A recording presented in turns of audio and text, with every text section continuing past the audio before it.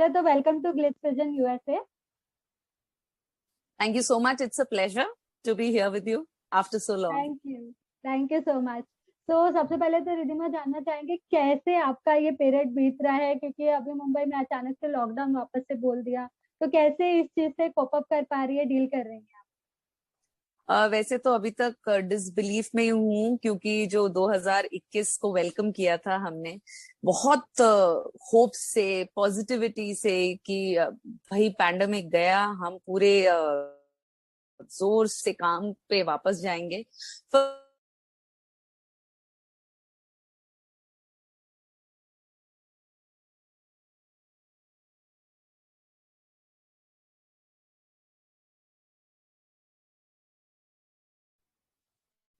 अभी ठीक है? रिधिमा आपकी आवाज पूरी अटक गई थी, पूरी ब्रेक हो गई थी। हाँ, अभी वापस से ठीक कर है? लेते हैं। मैं ये बोल रही हूँ यस कि यस 2021 की जो हमने शुरुआत की थी वो बहुत ही ज्यादा पॉजिटिविटी और बोलते ना एक नए एंथुजियाज्म के साथ हमने 2021 के न्यू ईयर को वेलकम किया था, ये सोच के कि पैंडेमिक गया, अब हम काम शुरू करेंगे। 2020 में हम सब ने साथ में झेला है, घर बैठे हैं। मैं दिव्य दृष्टि के बाद 1 साल घर पे थी। हालांकि वो मुश्किल दौर था, लेकिन फिर भी मैं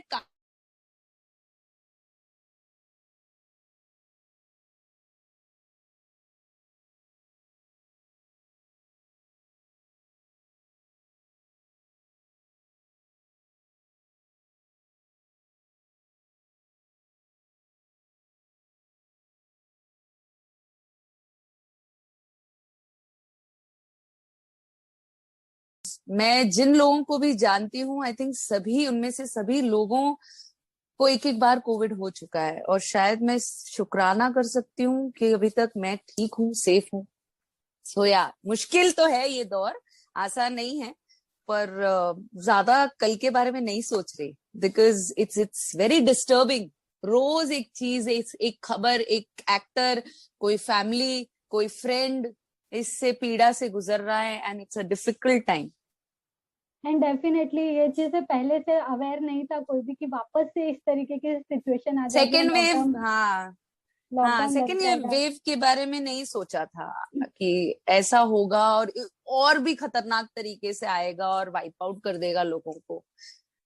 आए दिन मैंने कहा ना, न्यूज आती है गुजरात में फेक वैक्सीनेशन के कारण 300 लोग मर गए। तो ये तो ऐसा लग रहा है मैसिव तरीके से, बोलते ना लोग, ऐसे चटपट मच्छरों और कीड़ों की तरह लोग मर रहे हैं, विच इज वेरी सैड। आज लाइफ की के वैल्यू शायद रिसेंट टाइम में तो न्यूज देखना इट्स लाइक अ ट्रॉमेटिक हुआ जा रहा है, क्योंकि दैट्स व्हाई आई एम जहां देखो नॉट, वहाँ डेड बॉडीज और ये वो सब। या इट्स वेरी वेरी डिस्टर्बिंग। और आप कहाँ तक, मैं तो न्यूज नहीं देखती हूँ, लेकिन सोशल मीडिया, इंस्टा पे, that is the only platform में जहाँ पे थोड़ी ज्यादा एक्टिव हूँ और प्लेटफॉर्म से। लेकिन वहां पे भी पता चल ही जाता है, कोई ना कोई ट्रेंडिंग वीडियो होता है जो इन्फॉर्मेशन के बारे में होता है। अब आप लोगों तक पहुंच के, कोविड के बारे में पहुंच के बता के भी क्या ही कर लोगे? आप कैसे समझ सकते हो उनकी स्थिति? आर्थिक हालत खराब है लोगों की, मानसिक हालत खराब है, कितनी सारी प्रॉब्लम्स होती हैं। आज मैं अगर दर्शकों से बात भी करूं तो मैं उन्हें क्या बोलूं, क्योंकि सिर्फ बात करने से नहीं होने वाला इसका हल। बहुत, मतलब ये स्टेट ऐसा है ना कि छोड़ दो भाई, सामने वाले को अभी बात करने जैसा है ही नहीं। It's like a sudden shock. अच्छा रिधिमा, आप अभी एक शो कर रही थी, तो आपके कर सामने रही ये हूँ, हाँ। कैसे, हाँ मतलब कर रही हो, कैसे ये न्यूज आपके सामने ब्रो, कोई मतलब प्रोडक्शन से या कभी टीम से ऐसी कोई बातें चल रही थी कि यार वापस लॉकडाउन लगने वाला है और सब कुछ एकदम, हाँ, क्योंकि लॉकडाउन हम के लोग बोलिए बोलिए। लॉकडाउन के लॉकडाउन खुलने के बाद में मोस्टली ऐसे चांसेस हो जाते हैं कि स्टोरी लाइन बहुत डिफरेंट कर दी जाती है, लाइक कम लोगों के साथ शूट करना है तो बहुत कुछ एक्सक्लूड हो जाता है। तो मतलब इन सब बारे में कभी कुछ बातें हुई अभी इस दौरान आप लोगों की? ये पूरा महीना हम लोग ने इतने अच्छे से शूट किया है, एंड इतना सारा ड्रामा और बहुत अच्छा मजा आ रहा था। सडनली जब ये सारी चीजें धीरे धीरे धीरे करके सामने आने लगी, ये न्यूज, ये न्यूज, ये न्यूज, धीरे धीरे डिस्कशंस होने लगे सेट पे कि प्रॉब्लम हो सकती है, प्रॉब्लम बढ़ रही है। लेकिन फिर भी ऐसा लगता है ना इंसान को कि नहीं नहीं, ये टल जाएगा, दिस टू शैल पास करके। मुझे लग रहा था निकल जाएगा, बस 1 हफ्ता और 2 हफ्ता और निकल जाएगा। वी एंड साइलेंटली ये भी प्रेयर चालू थी कि यार ये गाड़ी अभी रुकनी नहीं चाहिए, बिकॉज हम तो है ही, मतलब हमारा काम तो अभी स्टार्ट ही हुआ था, लेकिन हमारे साथ कितने टेक्नीशियंस हैं जो, और भगदड़ वापस से, जैसे सुना था ना कि लोग वापस से ट्रेन पकड़ के घर जाने लगे हैं, तो वो सारे जो वीडियोस थे पिछले साल के ना, वो आंखों के सामने, लोग कैसे ठूस ठूस के ट्रेन में अपने गांव चले गए, वहां पे रह गए कुछ लोग, तो वो सब सामने आने लगा। प्लस स्टोरी लाइन डिस्कशन होने लगा, प्लस शूट में फटाफट करने लगे, जो एक ठहराव के साथ शूटिंग करते थे, और एक ऐसे तो प्रेशर बना रहता है टेलीविजन के लिए कि इतना फुटेज निकालना ही है दिन का, लेकिन वो रेगुलर से ज्यादा प्रेशर फील करने लगे हम लोग। तो कहीं ना कहीं ये सबको सिक्स सेंस था कि कुछ हो सकता है गड़बड़। हालांकि our producers were smart enough कि उन्होंने जल्दी से ये ग्रास्प करके इतना फटाफट इस हफ्ते में हम लोग ने शूटिंग की कि उनके पास काफी हद तक बैंक बैलेंस है, काफी हद तक। लेकिन उसके बावजूद अब पता नहीं क्या होगा, मतलब मैंने अभी रिसेंटली तो देखा नहीं है, शायद पूरा लॉकडाउन होने के चांसेस हैं, तो इसलिए सब लोग बाहर, हाँ जैसे सब बोल रहे हैं, तो वो लोग तो ऑलरेडी जा चुके हैं। अभी मेरा जो किरदार का अभी 4 एपिसोड्स में नहीं लिखा जा रहा है, क्योंकि जैसा कि आपने कहा कि लिमिटेड लोगों के साथ आप पूरी यूनिट को लेके तो नहीं जा सकते। एक आएगा किरदार, फिर दूसरा उसको रेस्ट देंगे, फिर कुछ लोग, कुछ एक्टर्स हैं जो अपनी पर्सनल प्रॉब्लम्स की वजह से नहीं शूटिंग कर पा रहे हैं, उनके घर पे बूढ़े माँ बाप हैं या फिर बच्चा है, उसकी वजह से वो उसे छोड़कर शूटिंग करने आउटडोर नहीं, काफी सारी प्रॉब्लम्स हैं। तो समझो मेन एक प्राइमरी कैरेक्टर अगर बोलता है कि मेरा बच्चा घर पे है, मैं उसे लेके तो उसको प्रॉब्लम में नहीं डाल सकता ना, he will be expose two thousands of people, travel वगैरह। तो उसमें उस किरदार को हटा के अब क्या लिखा जाएगा कहानी में। तो फिलहाल तो मुझे क्लू नहीं है, मेरी टीम जा चुकी है, दमन शूटिंग हो रही है, मैं फिलहाल घर पे हूँ। लेकिन चौथे एपिसोड ऐसा सुना है कि शायद 20-22 एपिसोड्स बाहर शूट करने की तैयारी लेकर चले हैं मन में। आगे it all depends on God, and 4th-5th episode के बाद जब मेरा लिखा जाएगा तब देखेंगे क्या सिनेरियो है, सब भगवान भरोसे। अच्छा, लेकिन लैला के छटकारे के बिना तो वो स्वाद नहीं आने वाला है, ऐसा मुझे लगता है। तो क्या कहना चाहोगी, आप कितना मिस करोगे स्क्रीन पर अपने आप को, मतलब इस टाइम पीरियड के लिए जो 20-22 एपिसोड आप कह रही हैं कि उसका बैंक वो लोग वहां करने वाले हैं, तो फिर व्हाट अबाउट योर कैरेक्टर? चौथे 5वें मेरे को जैसा कि पता चला है, अभी फिलहाल 4 एपिसोड्स की कहानी में मैं नहीं हूँ, लेकिन लैला के बिना तो ये कंप्लीट नहीं होगा, क्योंकि सारा ड्रामा लैला की वजह से है। सो लैला को तो लाना ही पड़ेगा, क्योंकि बहुत कारनामे जो वो करती है उसी की वजह से ये सब रायता फैला हुआ है। और अभी स्वाति की जो अग्नि परीक्षा हुई, या फिर जो भी, मैंने रिश्तों को उलझा के रख दिया है, एक के अंदर दूसरा बीधा हुआ है तो इसके अंदर कोई तीसरा बीधा हुआ है, सब एंटैंगल्ड हो गए।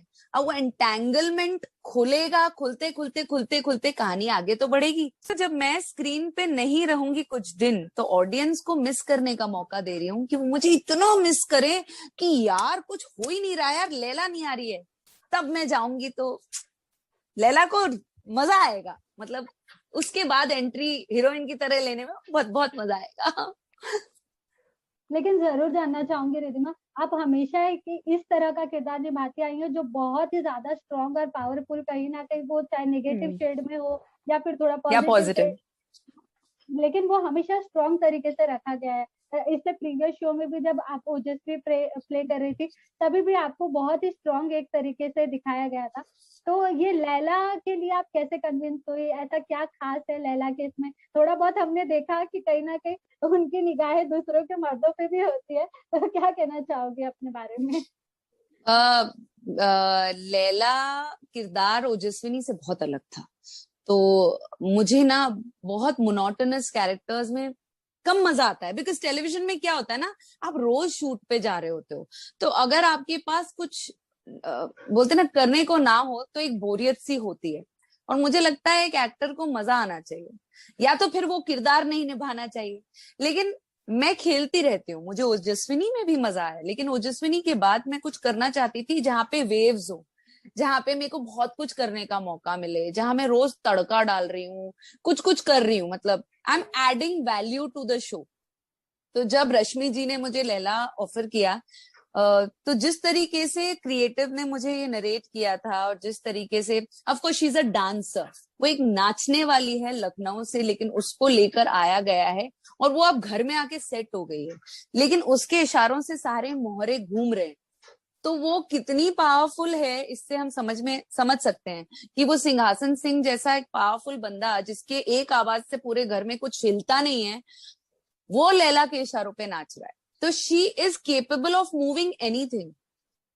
एंड वो कैसे खेलती है, अपनी अदाओं से खेलती है वो अपने। तो मेरे लिए जो सबसे अट्रैक्टिव चीज थी, to be very happy to embrace this character Laila, इसका जो डांस का बैकग्राउंड था। गुलाम के बाद मुझे मौका ही नहीं मिला यार टू डांस ऑन स्क्रीन, और मुझे डांस से बहुत प्यार है। तो इस शो में तो एंट्री लैला की जोरदार थी, मतलब दो दो गाने और धुआंधार परफॉर्मेंस, और उसके बाद तो मैं लगातार आई थिंक 5 परफॉर्मेंसेस दे चुकी हूँ, और हर बार परफॉर्मेंस इतना अच्छा होता है, इतना अमेजिंग होता है, और मजा भी आता है। तो आई थिंक वो फर्स्ट फैक्टर ये था कि वो डांसर है और परफॉर्मेंसेस होंगे उसके ढेर सारे। सेकंड ये था कि उसका एक मस्त टैटू होने वाला है इधर, विच इज न्यू, मैंने कभी किया नहीं है, तो I thought it was very attractive. End of course the main point कि वो बहुत ही स्ट्रांग निकल कर आएगी, वो किसी से डरती नहीं है, वो फियरलेस है, क्योंकि she has got nothing to lose, ना फैमिली है उसकी ना कुछ है, तो वो डरे किस बात से, वो डरती नहीं है। तो मुझे अच्छा लगता है जो औरतें फियरलेस होती हैं। और कहीं ना कहीं ये भी था कि एक औरत, बोलते हैं ना, वो भले ही नेगेटिव है, बट उसके बोलते हैं ना, शी सो एम्पावर्ड।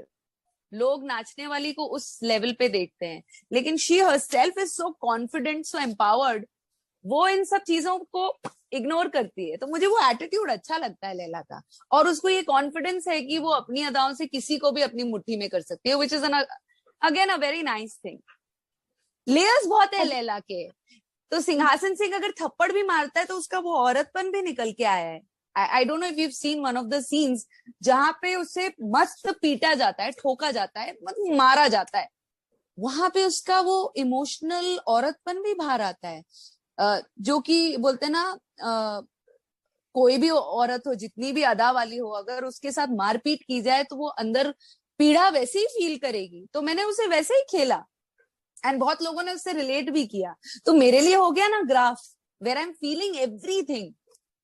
सो इसी के साथ साथ आपकी लुक भी बहुत ज्यादा पसंद की जाती है, पिछले शो में भी पसंद की जा रही थी, और यहाँ पर भी जो भी आपको लुक दिया गया है, वेदर इट्स साड़ी और वेदर इट्स स्कर्ट और टॉप का जो भी है कॉम्बिनेशन, बट इट्स ऑसम। तो क्या कहना चाहोगे, आपके अकॉर्डिंग लुक आपको मिलता है या फिर ये कैरेक्टर की डिमांड है, बस ऐसा होता दोनों चीजें हैं। एक तो ये कैरेक्टर इतना तड़क भड़क है कि मतलब इनिशियली तो क्रिएटिव जो थे वो बहुत ज्यादा पर्टिकुलर थे कि Riddhima red lipstick dark pink, red lipstick dark pink, मतलब है, तड़क भड़क है, क्योंकि वो अपनी अदाओं से खेलती है, इसलिए वो नॉर्मल लोगों से थोड़ा एक्स्ट्रा करती है। प्लस डांसर बैकग्राउंड है, तो हमारे मन में छवि होती है डांसर्स को लेके, that their makeup is a little louder than the others. हालांकि मैं खेलती रहती हूँ, मैं कहीं कहीं पे एकदम न्यूड भी करती हूँ, कहीं पे मैं अपनी मर्जी की मालिक हूँ, क्योंकि मुझे समझ में आ गया है कि लैला की धड़कन क्या है। लैला की धड़कन है उसकी अदाएं। तो वही हेयर स्टाइल से खेलना, मेकअप से खेलना, लाइनर से खेलना, स्मच कर लेना, मतलब यहाँ पे मेरे को इतना स्पेस है खेलने के लिए कि वो इनिशियली एक सेट करने के लिए ना, एक आर्टिस्ट को कभी भी नया जब किरदार हो तो एक आसपास अपने गाइडेंस चाहिए होती है कि ऐसा लुक चाहिए, ऐसा लुक चाहिए, ऐसी लुक। फिर एक बार वो कॉन्फिडेंस आ जाता है कि okay this is the way I am suppose to play, वो जब जहन में बैठ जाता है तो आपको खेलने का प्लेग्राउंड मिलता है। तो मुझे तो चीजें मिल भी रही हैं और मैं उस पे और खेल भी रही हूँ, तो आई थिंक वो एनहांस होके आ रहा है, क्योंकि बेसिकली मजा आना चाहिए, कुछ भी हो लुक, अगर मजा आ रहा है ना तो इंसान अपने आप खिलता है। मुझे है। बहुत मजा आ रहा है। So true. अच्छा, टीम की अगर मैं बात करूँ तो कैसी है आपकी टीम, और किस तरह से आप लोगों का एसोसिएशन एक दूसरे के साथ ऑफ कैमरा है, क्योंकि ऑन स्क्रीन तो काफी रिवेंज और राइवलरी है, लेकिन ऑफ कैमरा कैसा आपका एसोसिएशन है सबके साथ? बहुत सिंपल टीम, मतलब बोलते हैं ना, अच्छे अच्छे लोग हैं। संतोषी माँ व्रत कथाएं जैसा शो का नाम है, उतने ही सिंपल स्मॉल टाउन, ऐसा लग रहा है कि अरे यार ये आर्टिस्ट है। बहुत सिंप्लिसिटी है आर्टिस्ट में, सभी की सभी बहुत अच्छे हैं, सब खाने पीने के बहुत शौकीन है। और जब भी कट होता है ना, कैमरा कट, तो खाने की बातें होती हैं, ब्रेकफास्ट में क्या लाए हो, और मतलब बहुत मजा आता है। और सबसे ज्यादा जो बोलते हैं ना खाने को लेकर इंटरेस्टेड रहते हैं, वो सिंहासन सिंह जी, सुशील जी जो हैं। तो आई थिंक वो बांधे रखता है सब एक्टर्स को, सब साथ में खाते हैं। रोज मीठा जरूर आता है और सुशील जी बहुत मीठा लाते हैं। तो आई थिंक ये सारी चीजें एक्टर्स को बांध के रखता है। सब अपने काम में व्यस्त रहते हैं, और जब समय मिले तब एक एक कोना पकड़ के कोई सो जाता है या कोई मस्ती कर रहा होता है। पर ज्यादातर एक दूसरे को कहते हैं ना, वो ऊपर लाने की कोशिश करते हैं कि भाई मेरा ये नहीं अच्छा हो रहा, कैसे करें, तो अच्छा ये कर लो। इससे पहले भी वो रतन भी इस शो में थी। तो ये लोग साथ में खाना खाते हैं, साथ में काम करते हैं, साथ में डांस करते हैं, मस्ती करते हैं, पार्टी करते हैं। आई थिंक ये ऑफ स्क्रीन ज्यादा मजेदार है। ऑन स्क्रीन तो इतनी राइवलरी है, लेकिन ऑफ स्क्रीन मुझे सब लैलू बुलाते हैं, लैलू लैलू, और बहुत प्यार से। तो सब में बहुत एक मिठास है, which is very rare to find. So it's a nice family. मतलब बीच में आई वाज अनवेल ऑल्सो, जब शो का थोड़ा वो हुआ था, मेरे को रैश जैसा हो गया था स्किन पे, तब एवरीबडी चेक्ड ऑन मी। सब इतने मतलब दो लोगों ने मेरे को फोन करके मेरा मतलब they wanted to know how I am doing. So everybody is very very caring in this show. और तन्वी तो बेहतरीन आर्टिस्ट है। Tanvi is fabulous at what she does.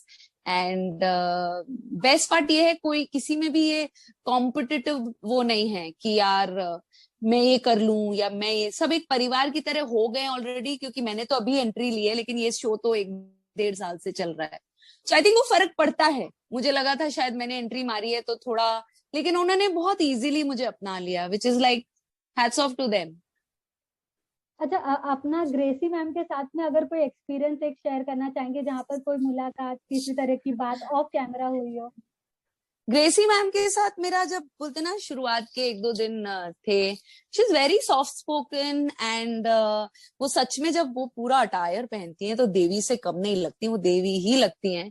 And I think because she is a classical dancer, वो उनके पूरे हाव भाव, हाथ की मुद्राएं और बात करने के उसमें, उनमें वो ऑरा ऑलरेडी है जो वो प्ले कर रही हैं। She is herself very graceful, बहुत सॉफ्ट स्पोकन है, बहुत धीरे से बात करती हैं। पता नहीं आप लोग ने भी बात की होगी उनसे, जैसे वो बात करती है, बड़ी प्यार से विनम्रता से बात करती हैं।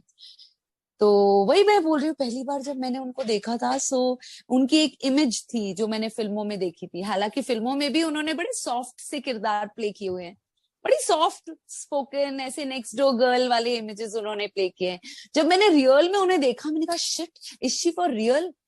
सच है क्या, ये ऐसी है क्या? वो ऐसी ही है, बेहद प्यारी, बेहद धीरे बात करने वाली। तन्वी के रूम में बैठी थी मैं, तो वो आई, तन्वी से बात की, हेलो हाय रितमा, अच्छा अच्छा तुम आई हो, she talks only like this. वो बहुत धीमे बात करती हैं और बहुत खुश दिल रहती हैं, बहुत पॉजिटिव हैं, सबको अप्रिशिएट करती हैं। एंड आई थिंक वो उसी जोन में रहती हैं माता जी वाले, बिकॉज उनका ऑरा सब कुछ वैसे ही हो गया है। वो जब भी छम छम चल के जाती हैं, ऐसा लगता है अरे माता जी जा रही है। तो वो ऑरा उनमें ऑलरेडी वो बिलीव कर रही है, फील कर रही है, वही स्प्रेड कर रही है। इट्स गुड, बट मैंने कभी उनके साथ कोई सीन नहीं किया है। ओके, माइट भी उनका रील और रियल दोनों ही पर्सनालिटी ऑलमोस्ट सिमिलर होगा, तभी तभी तो शायद मैंने कहा वो शिट, ये टच नहीं कर सच है पाते। क्या? हाँ, तो मैंने कहा यार ये ऐसी है। बोलते हाँ ऐसी है, क्योंकि उनकी आवाज क्या होता है ना, जब आप स्क्रीन पे होते हो तो you talk in a particular way. When I met her in real life, the way she is very soft, very soft. तो I have rarely come across people जो इतने विनम्र हैं। तो इसलिए मुझे थोड़ा सा वो लगा था, अरे यार, but she is very sweet. अच्छा अच्छा, रश्मि शर्मा टेलीफिल्म्स की बात करें तो अक्सर देखा गया है कि उनकी जो गर्ल गैंग है हमेशा वो उन्हीं के इर्द गिर्द कहीं ना कहीं अपने शोज लाते हैं और ज्यादातर उन्हें चांस देती है। और अब आप भी उनका हिस्सा है, तो मतलब क्या कहना चाहोगे, कैसा लगता है आपको उनके साथ में, क्योंकि वो वुमेन की साइड काफी पिवोटल तरीके से और बहुत ही बेहतरीन तरीके से हमेशा स्क्रीन पर दिखाती आई। ये पहली बार है जब रश्मि के बारे में किसी ने मुझसे पूछा है। एंड अच्छा हुआ पूछा आपने, क्योंकि बहुत टाइम से मैं रीच आउट करके उन्हें शायद बताना चाहती हूँ ये कि पहला, मैं उन्हें तब से जानती हूँ जब वो क्रिएटिव थी, और मैं आई am very proud of the way she has come till here and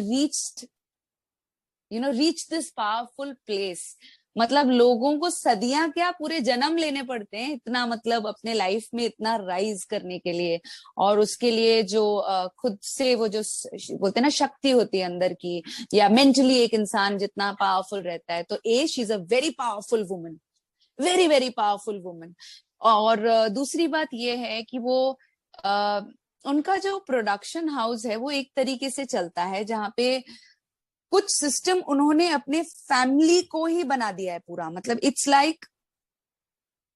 her own film city, पूरा उनका वो दुनिया उनकी ही है। तो आप जब वहां जाते हो तो आप वहां खो जाते हो। तो मुझे तो काम करके बहुत अच्छा लगा है। एंड मुझे उनका जो एटीट्यूड है, जिस तरह से वो लोगों को रिपीट करती हैं शोज में, या फिर जिस तरह से उनके फीमेल प्रोटैगनिस्ट या फीमेल एंटागोनिस्ट के आसपास स्टोरी घूमती हैं, मुझे बहुत अच्छा लगता है कि वो एक औरत के आसपास इर्द गिर्द सब्जेक्ट्स बनाती हैं। उन्होंने पिंक में भी जब उनका योगदान था, वो सब्जेक्ट देखिए कितना पावरफुल था। तो I think Rashmi knows the right chords, बोलते हैं ना, वो जानती हैं ऑडियंस के दिल की धड़कन, और वो राइट कंटेंट बनाती हैं। आप सोचिए ना, इतने साल बाद एक बार फिर कलर्स पे आ रहा है ससुराल सिमर का, या फिर साथिया 2 वापस आ रहा है, तो कुछ ना कुछ तो रीजन होगा ना कि ये शोज की डिमांड वापस से आ रही है। क्योंकि और इसके बावजूद कि ओटीटी प्लेटफॉर्म इतना पावरफुल हो गया है, लोग आजकल वही देख रहे हैं। बट अगर इन इन शोज की डिमांड है, तो वो सिर्फ और सिर्फ ये जो कंटेंट रश्मि ने तैयार किया है, वो जानती है कि ऑडियंस को क्या पसंद है। नहीं तो कितने शोज आए बने चले गए, लेकिन फिर भी उसके शोज चल रहे हैं। She is got the brains, she is got the intuition, उनका इंट्यूशन बहुत स्ट्रांग है। So that's why I feel she as a producer is very intelligent and witty, as well as very compassionate. क्योंकि आप जब औरत के इर्द गिर्द सब्जेक्ट बना रहे हो, तो आप खुद भी अपने आप में बड़े कंपैशनेट होते हो। So I would really want to say that I am very grateful कि उन्होंने मुझे लॉकडाउन के बाद इतने करेक्ट टाइमिंग पे उन्होंने दिया। तो मेरे को लगता है उनको इंट्यूशन हो गया होगा, रिद्धिमा बस हो गया, चलो आ जाओ वापस स्क्रीन पे। सो आई एम वेरी हैप्पी कि I am working with her, और मैं तो चाहती हूँ कि मैं उनके साथ फिल्म करूं, वेब सीरीज करूं। Rashmi is only going to go bigger, रुकने नहीं वाली है वो। अच्छा, अगर मैं, जैसा कि आपने कहा कि सबके सीजन 2 आ रहे हैं कहीं ना कहीं, तो आपका कोई शो जिसका आप सीजन 2 चाहते हो स्क्रीन पर ससुराल आते हुए गेंदा देख? फूल, ससुराल गेंदा ऑफ फूल। Course, because that is also, मतलब अपने टाइम का एक रेजफुल शो था वो, सब देखते थे कितना बैठ के। क्यूट, कितना क्यूट, आई नो, कितना क्यूट शो था वो।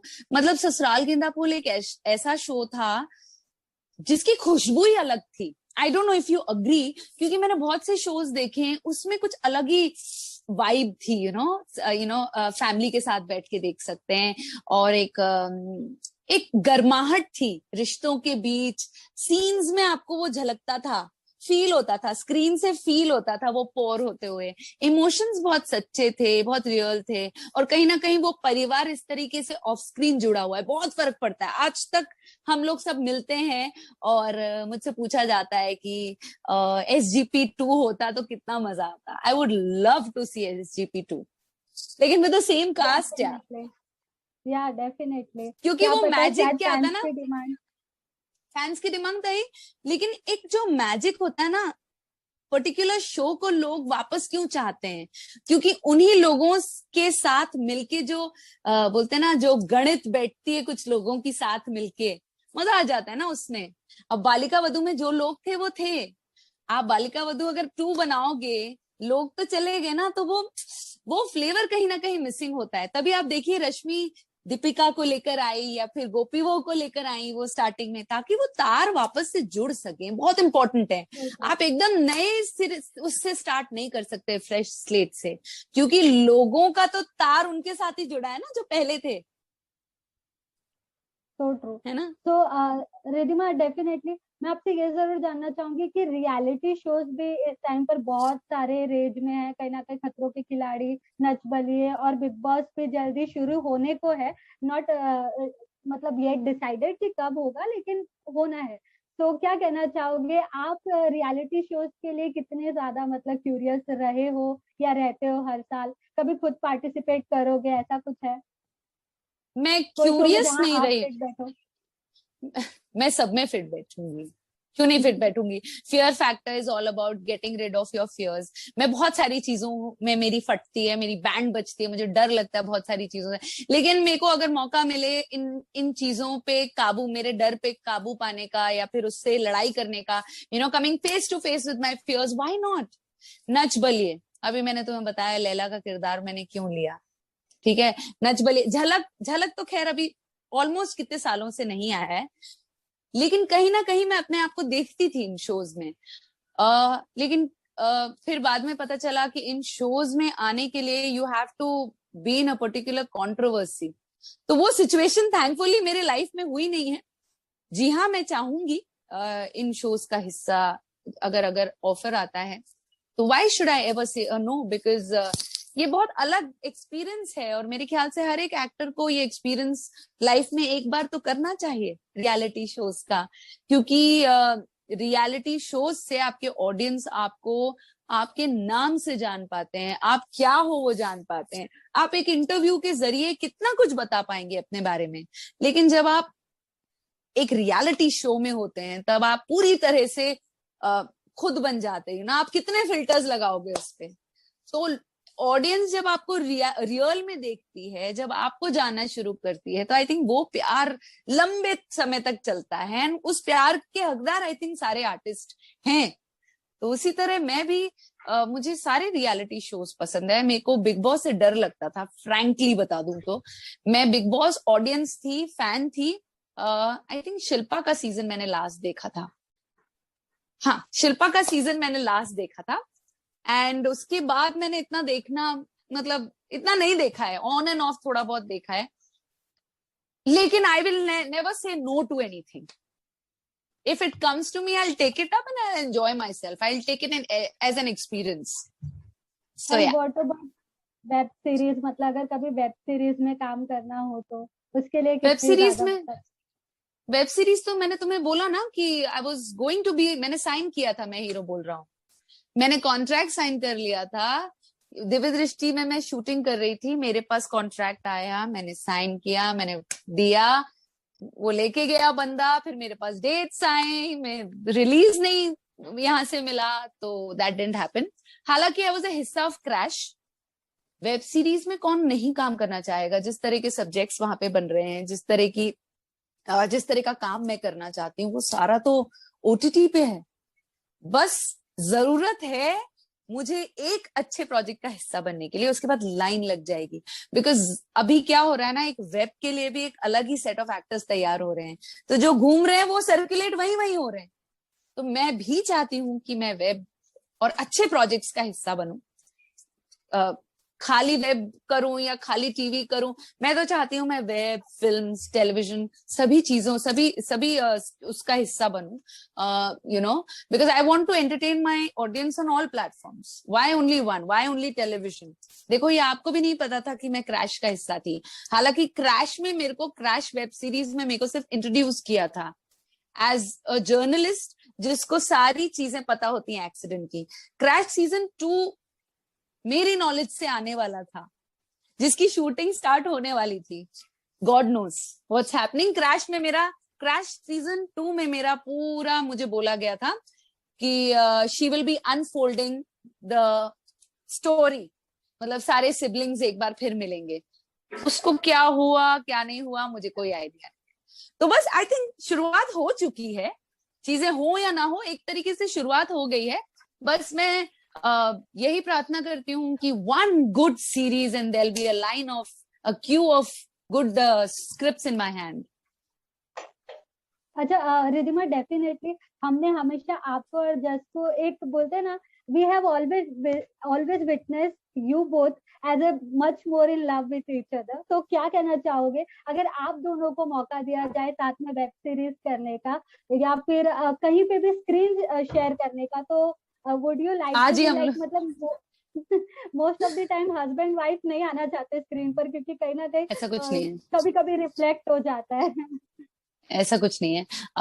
तुम पता नहीं मानोगे कि नहीं, आज दोपहर को तुम्हारे इंटरव्यू से पहले मैं जस्ट तैयार होने के लिए उठ रही थी। पहले अपना थोड़ा सा ये डिले हो गया, नहीं तो हम पहले मिलने वाले थे। लेकिन मैं उठ ही रही थी और जस्ट सोने जा रहा था। जस्ट ने बोला मुझे डिस्टर्ब मत करना, लेकिन उससे पहले हम यही बात कर रहे थे कि यार जस्ट अगर तू और मैं साथ काम करेंगे तो क्या होगा। बोलते फिर हम प्रोड्यूसर को बोलेंगे कि हमें बड़ा कमरा दो, हम दोनों साथ में रूम शेयर करेंगे। तो अनलाइक, आई डोंट नो कि दूसरे क्या करते हो, लेकिन मेरा हस्बैंड तो मेरे साथ ही रूम शेयर करने की बात कर रहा था, तो उसने ही जवाब दे दिया। ये तो जवाब उसका ही आज दोपहर का जवाब है कि हम बोलेंगे कि हमें स्वीट रूम गिफ्ट किया जाए। हम रोज आएंगे, स्वीट कमरा मतलब बड़ा कमरा, स्वीट मतलब होटल का नहीं, but at work when we are working together and when we are casted together we'll share the same makeup room। तो वो बहुत चिल्ड आउट रहेगा।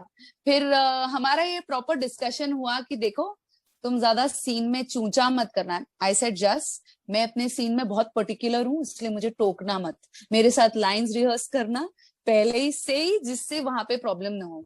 बोलता है मैं एक्शन सीन्स में ऐसे गला दबा दूंगा। मैंने कहा इफ यू डू दैट। तो हमारा प्रॉपर डिस्कशन चल रहा था।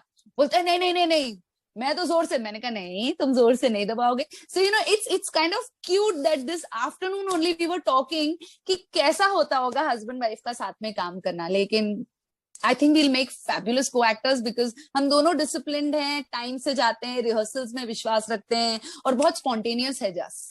तो मैं तो I can't wait to work with him, because मुझे बहुत कुछ सीखने को मिलेगा उससे।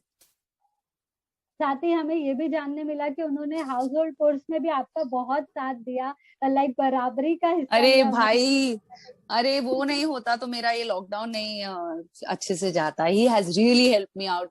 और मैंने पहले भी कहा है कि there are very few men like him. उसने मतलब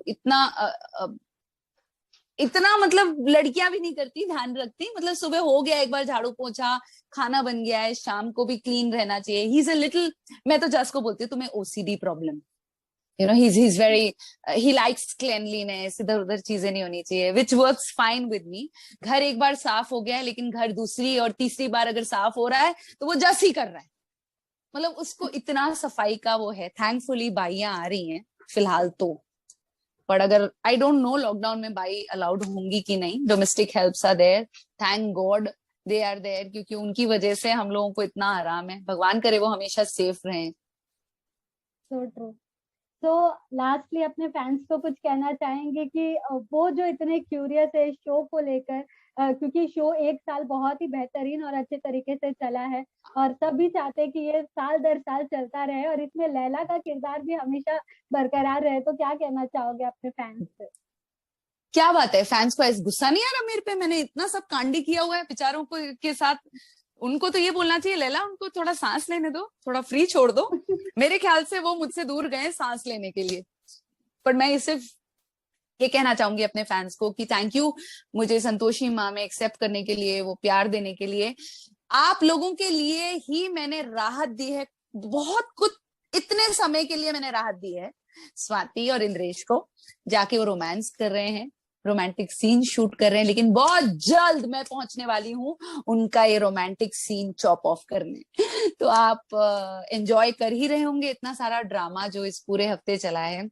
ड्रामा और ऐड होने वाला है, तो आप इत्मीनान बनाए रखें और देखना ना भूलें संतोषी माँ 9 बजे Monday to Friday only on and TV. Thank you so much Ridhima, और thank you so much for talking to us. Thank you so much. And इस इंटरव्यू की वजह से मुझे तुम्हारी शक्ल देखने का मौका मिला बहुत लंबे समय के बाद। So I love you, stay I safe love you and too.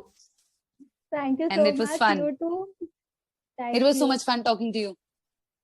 Thank you so much Ridhima, take और केयर, मेरे लिए बाय। प्रे करना, ऑडियंस मेरे लिए प्रे करना, और डेफिनेटली, तुम मेरे लिए प्रे करना कि मैं ओटीटी जल्दी करूं। डेफिनेटली, पक्का पक्का। Thank you, bye, bye bye. Take care, bye. Hi guys, my name is Neil Bhatt and you're watching me on Glitz Vision USA.